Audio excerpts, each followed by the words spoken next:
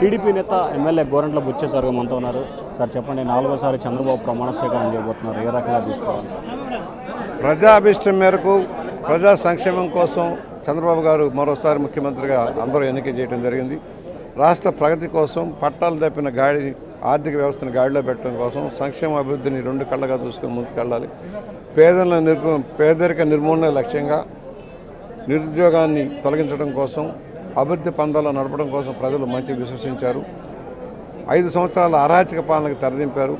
ఒక ప్రజాప్రభుత్వం అంటే ఎలా ఉండాలని దాన్ని నిర్ణయించగల శక్తి పవన్ కళ్యాణ్ గారికి, చంద్రబాబు గారికి ఉందని విశ్వసించారు. ఆ విధంగా ముందుకెళ్తున్నాం. మంచి ప్రభుత్వం రావాలి, ప్రజారంజకంగా పరిపాలన సాగాలి, రాజ్యాంగబద్ధంగా పరిపాలన సాగాలి, అభివృద్ధి సాధ్యం చేసుకుని రాష్ట్రాన్ని తెలుగు జాతికి ఒక వన్య తెచ్చేలాగా ఈ ప్రభుత్వం ఉండాలని కోరుకుంటూ చంద్రబాబు గారిని ఎన్నిక చేయడం జరుగుతుంది. సార్, ఎల్పీ నేతగా ఎన్నుకున్న తర్వాత చంద్రబాబు కొన్ని కీలకమైన వ్యాఖ్యలు చేస్తారు. తప్పు చేసి వారిని ఉపేక్షిస్తే భవిష్యత్తులో వరుసగా తప్పులు చేస్తారంటున్నారు. 100% కరెక్ట్. ఒక అరాచక ఆటవిక విధానంలో పరిపాలన చేసి భయభ్రాంతులకు గురి చేసిన రాక్షసులకి నియంతలకి గుణపాఠం చెప్పకపోతే మరోసారి నియంతలు తయారయ్యే ప్రమాదం ఉంది.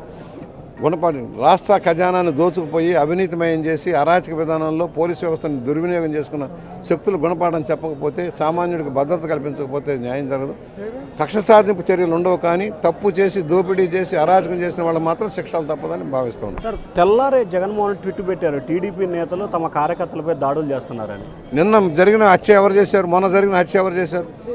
మొగుడిని కొట్టి మొగసాలకి ఎక్కినట్టుగా తప్పులు చేస్తుంది నువ్వు. నీ ఫ్రస్ట్రేషన్లో నువ్వేం చేస్తున్నావో తెలియని పరిస్థితుల్లో నీ కార్యకర్తలు ఇంకా ఈ రోజు కూడా అధికారం పోయినా కూడా తెలుగుదేశం నాయకుల మీద హత్యలు చేయడం, కార్యకర్తలు నిన్న చూసారు ఏం జరిగిందో.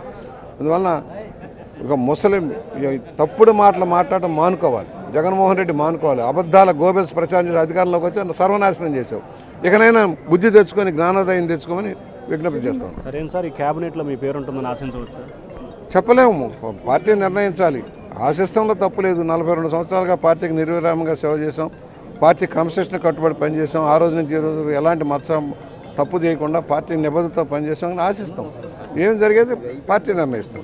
సో ఇది ఖచ్చితంగా రానున్న రోజుల్లో మంచి ప్రజారంజక పాలన అందిస్తాం. కానీ ఎవరైతే గతంలో తప్పులు చేసి ఇష్టానుసారంగా రాష్ట్రాన్ని లూటీ చేశారో వారికి మాత్రం రానున్న రోజుల్లో శిక్ష తప్పదు అని చెప్పి కూడా గోరంట్ల బుచ్చేశ్వరరావు హెచ్చరికలు జారీ చేస్తున్నారు. Vote studio.